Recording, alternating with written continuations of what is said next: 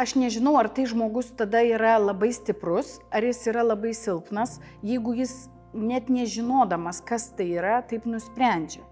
Čia labai turbūt diskusija. Bent jau hematologinių ligų atsisakyti gydytis, manau, tikrai tai yra nusikaltimas. Atsisakyti, bet aišku, žmogus renkasi. Mes jo negalim, jis turi savo kriterijus, turbūt, aišku, kada yra žmogus tikrai vyresnio amžiaus, kada gyvenimo kokybė gydantis bus blogesnė negu nesigydant. Iš tikrųjų, mes ir tą turim pasakyti pacientui ir tokių ligų yra. Ir, tarkim, pacientas susirgęs labai vyresniam amžiui ūmia leukemija, tikrai nepasveiks nuo jos, jeigu mes ją gydysim agresyviai.